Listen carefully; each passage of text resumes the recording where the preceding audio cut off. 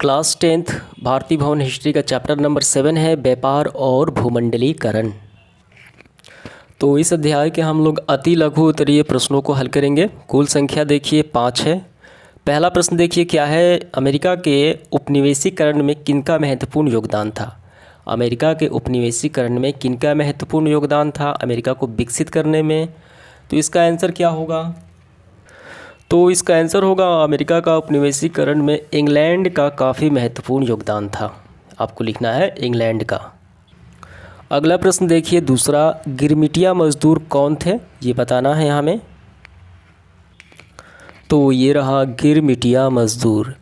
अंतर्राष्ट्रीय बाजार की मांग के अनुरूप उत्पादन बढ़ाने के लिए 19वीं शताब्दी में श्रम का प्रवाह जो है भारत से दूसरे देशों की ओर हुआ। चीन से भी श्रमिक बाहर ले जाए गए। इन श्रमिकों को क्या कहा जाता है, गिरमिटिया श्रमिक यानी गिरमिटिया मजदूर कहा जाता है।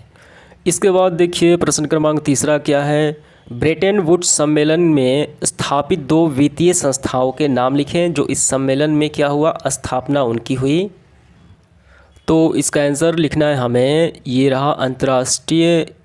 तो आपको लिखना है ऐसे, ब्रेटन वुड्स सम्मेलन में जो पहला संस्थान नाम हुआ IMF यानी अंतर्राष्ट्रीय मुद्रा कोष की स्थापना हुई, और दूसरा हुआ अंतर्राष्ट्रीय पुनर्निर्माण एवं विकास बैंक यानी विश्व बैंक।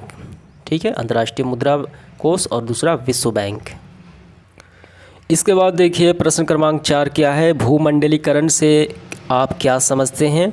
तो यहाँ पे देखिए भूमंडलीकरण कहा जाता है या इसे वैश्वीकरण भी आप कह सकते हैं। इसका मतलब क्या होता है, विश्व की जितनी भी अर्थव्यवस्थाएं होती हैं उनकी आर्थिक, सामाजिक, वैज्ञानिक और सांस्कृतिक रूप से यानी इकोनॉमिकल रूप से एक दूसरे को जोड़ना। विभिन्न देशों के, चाइना, जापान, भारत, अमेरिका, इन सभी देशों के अर्थव्यवस्थाओं को जोड़ना ही क्या कहलाता है, भूमंडलीकरण। कैसे करना है, यहाँ पे देखिए भूमंडलीकरण अथवा वैश्वीकरण एक ऐसी प्रक्रिया है जिसके द्वारा विश्व के सभी राष्ट्र राजनीतिक, आर्थिक, सामाजिक और वैज्ञानिक एवं सांस्कृतिक रूप से एक दूसरे से जुड़ गए हों।